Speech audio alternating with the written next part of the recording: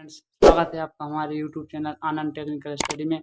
तो आज हम कक्षा 10 का गणित का अभ्यास 12 या लेसन 12 देखेंगे, जिसका नाम है वृत्तों से संबंधित क्षेत्रफल या मेंसुरेशन। तो इसके सभी सूत्र देखेंगे। अगर आपने सभी सूत्र अच्छे से याद कर लिए तो आपका अभ्यास 12 खत्म हो जाएगा। और ये जो मैं आपको 12 मार्क चैप्टर बताने जा रहा हूँ, इसमें से 10 नंबर का क्वेश्चन जरूर आता है। 2 क्वेश्चन आती हैं 10 नंबर की लॉन्ग क्वेश्चन। तो वीडियो को स्टार्ट करते हैं। अगर आप हमारे चैनल पर नए हो तो चैनल को लाइक, सब्सक्राइब एंड शेयर जरूर करें। तो सबसे पहले टॉपिक वृत्त, सर्कल्स। वृत्त एक ऐसे बिंदु का बिंदु पथ है जो एक समतल में इस प्रकार गति करता है कि इसकी एक नियत बिंदु से दूरी सदैव समान होती है। मतलब कि वृत्त एक ऐसे बिंदु का बिंदु है, ए बिंदु बीच का बिंदु है जो एक समतल में इस प्रकार गति करता है कि इसकी एक नियत बिंदु से दूरी सदैव समान होती है। मतलब ये बिंदु है, इसकी सभी दूरी कितनी है, बिल्कुल समान है। तो ये क्या है, वृत्त। तो ये आपको समझ में आ गया। अब वृत्त की जीवा, वृत्त पर स्थित किन्हीं दो बिंदुओं को मिलाने वाले रेखाखंड को वृत्त की जीवा कहते हैं। जैसे कि ये है, अब यहाँ से यहाँ तक जुड़ेगी ये, तो ये वृत्त की जीवा को आएगी। मतलब कि दो खंड से, एक खंड से दूसरे खंड तक जुड़ेगी, वो जीवा को आएगी।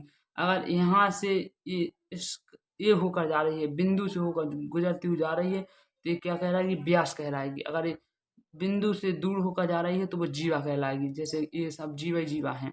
तो जीवा। अब छेदक रेखा, रेखा जो वृत्त के किन्हीं दो बिंदु पर प्रतिच्छेद करती है, वृत्त की छेदक रेखा कहलाती है।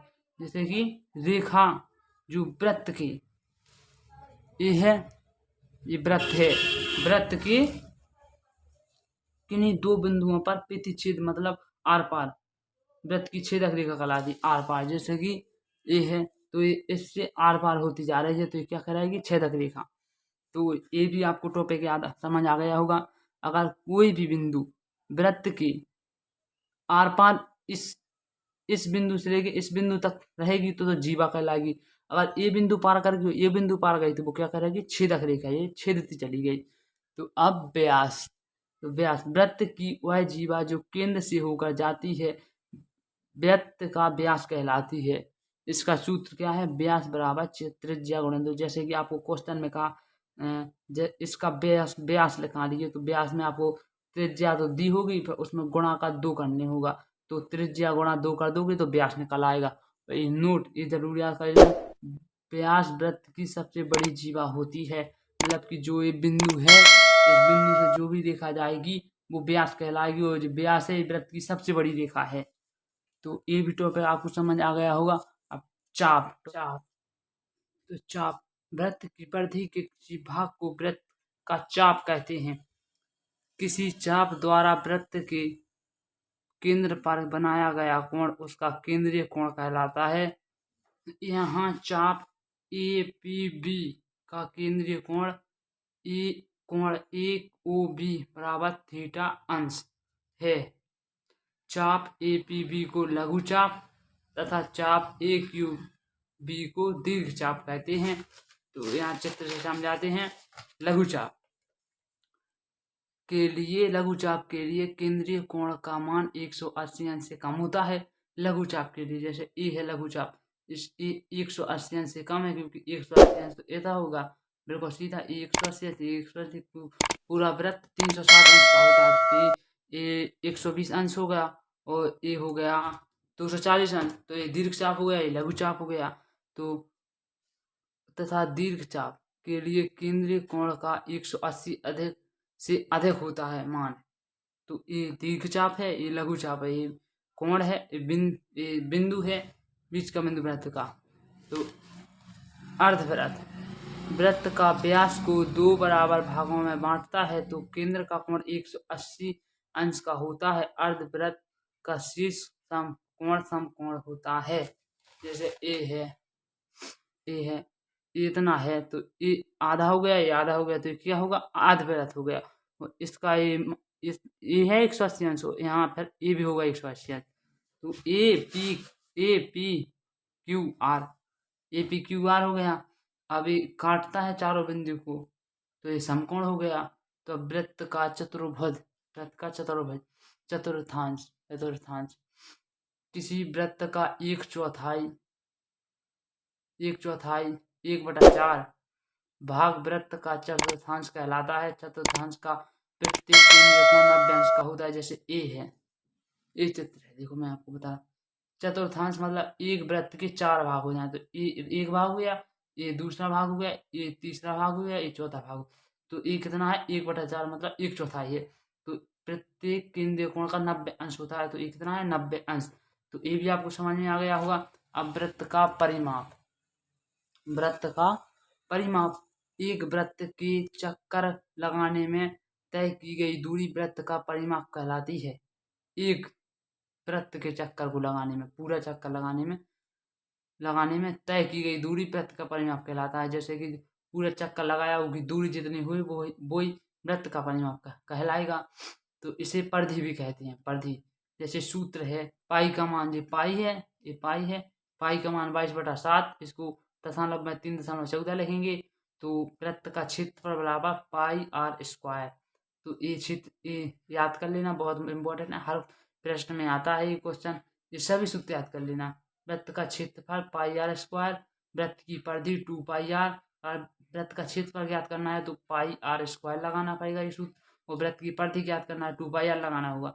अर्धवृत्त का क्षेत्रफल पाई आर स्क्वायर बटा 2, मतलब अर्ध आधे वृत्त का तो बटा 2 आ जाएगा, और पूरे वृत्त का क्षेत्रफल ज्ञात करना है तो अगला पाई आर स्क्वायर आ जाएगा, या 1/2 पाई आर स्क्वायर हो जाएगा।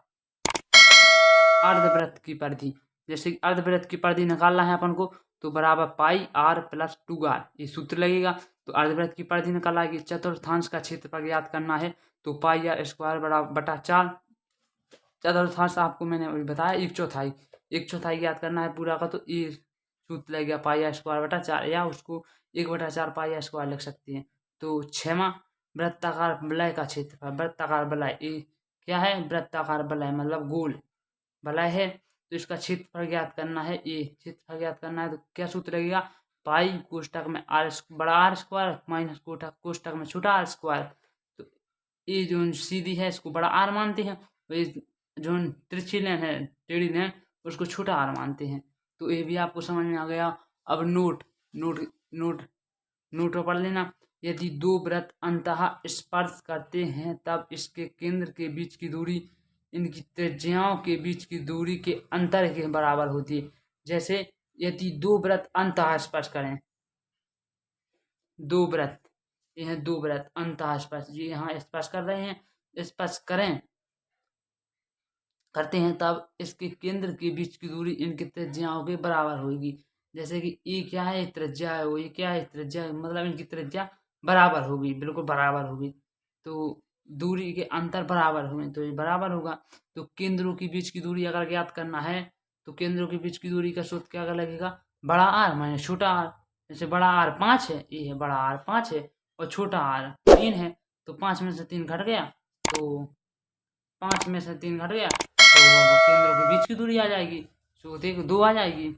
तो अब जब दोनों वृत्त अंतः स्पर्श करें तो केंद्रों के बीच की दूरी का सूत्र आर प्लस छोटा आर, या उसको R1 R2 R minus R2 लिख सकते हैं। तो ये भी आपको समझ में आ गया होगा। अब नोट, जैसे जो दो वृत्त उसी का वो एग्जाम्पल है, तो ये दो वृत्त अंतः स्पर्श कर रहे हैं, तो ये क्या है, बड़ा आर, ये क्या है, छोटा आर।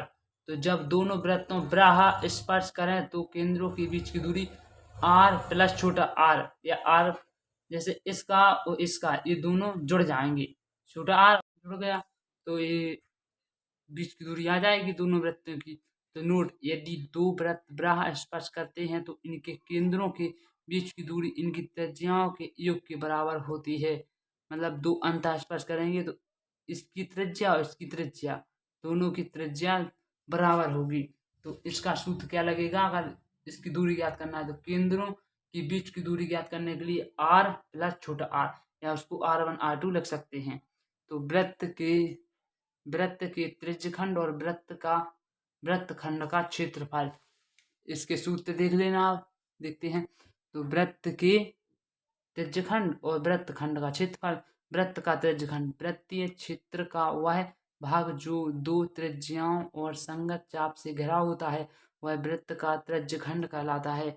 जैसे चित्र, एक चित्र कहाँ है, चित्र तो दूर है। चित्र में ओ ए पी बी ओ वृत्त का एक त्रिज्यखंड है, जहाँ कोण ए ओ बी को त्रिज्यखंड का कोण कहते हैं, त्रिज्यखंड का कोण कहते हैं। ये है त्रिज्यखंड का कोण, लघु त्रिज्यखंड और दीर्घ त्रिज्यखंड। तो लघु चाप से घिरे त्रिज्यखंड को लघु त्रिज्यखंड कहते हैं तथा दीर्घ चाप से घिरे हुए खंड को दीर्घ त्रिज्यखंड कहते हैं, दीर्घ त्रिज्यखंड कहते हैं। लघु त्रिज्यखंड का कोण 180 अंश से कम होता है, जबकि दीर्घ त्रिज्यखंड का कोण 180 से ज़्यादा होगा। अभी वृत्त में आपको बताया तो वैसा ही है, ये लघु है, वो लघु चाप बताया तो त्रिज्यखंड है। तो लघु 180 से कम हो गया और दीर्घ 180 से ज़्यादा हो गया, तो ये क्या होगा, लघु दीर्घ। तो लघु त्रिज्यखंड और दीर्घ त्रिज्यखंड के कोणों का योग 360 अंश होता है। चाहे लघु हो चाहे दीर्घ, उसके पूरे वृत्त का कितना अंश होता है, 360 अंश होता है। तो नोट, दीर्घ चाप और लघु चाप की लंबाई का योगफल वृत्त की परिधि के बराबर होता है। यहाँ वृत्त की परिधि होती है, तो इसकी पूरी लंबाई का क्षेत्रफल कितना हो गया, दीर्घ त्रिज्यखंड कोणों का क्षेत्रफल कितना होगा, योग लंबाई योगफल परिधि के बराबर होगा। तो इसका सूत्र क्या है, त्रिज्यखंड का क्षेत्रफल बराबर थीटा बटे 360 गुणा पाई आर स्क्वायर। ये जरूर याद कर लेना, वेरी वेरी मोस्ट इम्पोर्टेंट है, हर क्वेश्चन में इसी से सॉल्व होता है। तो त्रिज्यखंड का क्षेत्रफल थीटा बटा 360 अंश गुणे पाई आर स्क्वायर। तो नंबर 2, दीर्घ त्रिज्यखंड का क्षेत्रफल, अगर उसने ये दिया है इसको ज्ञात करना है तो इसका क्षेत्रफल कैसे निकलेगा, इसका सूत्र है वृत्त का क्षेत्रफल, ये पूरे का क्षेत्रफल इसका निकालना पड़ेगा, माइनस फिर लघु का निकालना, फिर लघु त्रिज्यखंड का क्षेत्रफल। तो ये किसका निकाला आएगा, दीर्घ त्रिज्यखंड का क्षेत्रफल निकाला, अगर इसका। तो इस पूरे में से लघु को माइनस करना, दीर्घ का निकाला आएगा। तो अब कौन रह गया, ये लघु त्रिज्यखंड का क्षेत्रफल। इसको ज्ञात करना है तो पूरे वृत्त का क्षेत्रफल निकालना पड़ेगा, उसमें से दीर्घ का माइनस कर देंगे, तो वृत्त का क्षेत्रफल माइनस दीर्घ का त्रिज्यखंड का क्षेत्रफल। तो ये भी याद कर लेना। तो नंबर 4, वृत्त का क्षेत्रफल। अगर आपको वृत्त का क्षेत्रफल ज्ञात करना है तो पहले दीर्घ का और लघु का दोनों का मान उसमें जोड़ देना, तो वृत्त का क्षेत्रफल निकाल आएगा। तो वृत्त की निकाल आएगी। अब त्रिज्यखंड की चाप की लंबाई, तो त्रिज्यखंड ये पूरा अपना वृत्त है, उसका त्रिज्यखंड है ये लघु त्रिज्यखंड, ये दीर्घ त्रिज्यखंड। तो त्रिज्यखंड के चाप की लंबाई का सूत्र क्या है, यदि वृत्त की त्रिज्या r तथा त्रिज्यखंड का कोण थीटा ज्ञात हो तो सूत्र, अगर जैसे कि यदि वृत्त की त्रिज्या r ये ज्ञात हो, त्रिज्या इसकी मैंने आपको बताया था, जो बिंदु से होकर वृत्त के बीच के बिंदु से होकर गुजरती है वो त्रिज्या कहलाती है, वो बिंदु से ना होकर गुजरती है वो व्यास कहलाती है। तो त्रिज्या ज्ञात हो और उसकी त्रिज्यखंड थीटा ये भी ज्ञात हो, तो उसमें सूत्र क्या लगेगा, त्रिज्यखंड की चाप की लंबाई एल, मतलब लंबाई को तो एल से दर्शाते हैं, तो सूत्र लगेगा थीटा बटे 360 अंश गुणा 2πr। तो ये सूत्र लगेगा और आपकी त्रिज्यखंड की चाप की लंबाई ज्ञात हो जाएगी। यदि चाप की लंबाई एल तथा त्रिज्यखंड की त्रिज्या आर ज्ञात हो तो त्रिज्यखंड का क्षेत्रफल ज्ञात करना हो। ये तो लंबाई का सूत्र हो गया है क्षेत्रफल का, इसकी लंबाई चाप की और त्रिज्या दोनों ज्ञात हो तो सूत्र लगेगा क्षेत्रफल के लिए 1/2 गुणे एल आर। ये भी ज्ञात कर लेना। अब वृत्त का वृत्तखंड, इसके सूत्र देख लेते। वृत्त का वृत्तखंड, नंबर 1, वृत्तीय क्षेत्र का वह भाग जो एक जीवा और संगत चाप के बीच हो वृत्त का वृत्तखंड कहलाता है। जैसे कि ये क्या कह रहा है, वृत्तीय क्षेत्र का वह भाग जो एक जीवा और संगत चाप के बीच हो, ये जीवा कहलाती है, जो उसकी झुकी नहीं हो व्यास भी कहलाती है। तो बीच हो उसे वृत्तखंड कह लेते हैं। ये जैसे वृत्तखंड है, चित्र में छायांकित भाग ए पी बी वृत्त है। नंबर 2, लघु चाप वाले वृत्तखंड को लघु वृत्तखंड और दीर्घ चाप वाले वृत्तखंड को दीर्घ वृत्तखंड कहते हैं। जैसे चित्र में दिया है, ये दीर्घ वृत्तखंड है, ये इतना है, ये लघु वृत्तखंड है, क्योंकि ये तो वो लघु त्रिज्यखंड आ जाएगा, ये पूरा जोड़ेंगे तो इतना है। ये लघु वृत्तखंड है, तो इसमें सूत्र क्या लगेगा, सूत्र लगेगा वृत्तखंड का क्षेत्र। अगर आपको वृत्तखंड का क्षेत्रफल निकालना है तो त्रिज्यखंड का क्षेत्रफल इतना, त्रिज्यखंड का क्षेत्रफल माइनस त्रिभुज का क्षेत्रफल, ये जो त्रिभुज बना है इसका क्षेत्रफल, तो इसका माइनस कर देना है, त्रिज्यखंड का क्षेत्रफल माइनस त्रिभुज का क्षेत्रफल, तो उसमें क्या निकल आएगा, वृत्तखंड का क्षेत्रफल। इसके क्वेश्चन में अब कल बताऊंगा या परसों बताऊंगा, तो इंतजार करना थोड़ा। तो ये अब दीर्घ वृत्तखंड का क्षेत्रफल, अगर दीर्घ वृत्तखंड का क्षेत्रफल ज्ञात करना है, पूरे वृत्त का हो गया है, पूरे वृत्तखंड का, अब दीर्घ का अकेला क्षेत्रफल ज्ञात करना है, तो उसमें क्या सूत्र लगेगा, वृत्तखंड का लघु वृत्तखंड का क्षेत्रफल, ये लघु वृत्तखंड का क्षेत्रफल। अगर आपको लघु वृत्तखंड का क्षेत्रफल ज्ञात करना है, तो वृत्तखंड का क्षेत्रफल, वृत्तखंड का क्षेत्र पूरे वृत्त का क्षेत्रफल, फिर उसमें माइनस कर देंगे दीर्घ वृत्तखंड का क्षेत्रफल, ये दीर्घ वृत्तखंड का क्षेत्रफल, तो उसमें लघु वृत्तखंड का क्षेत्रफल ज्ञात हो जाएगा। अगर आपको मेरे सूत्रों की वीडियो अच्छी लगी हो तो चैनल को लाइक शेयर एंड सब्सक्राइब जरूर करें, और मिलते हैं अगली वीडियो में। तब के लिए गुड बाय, थैंक यू।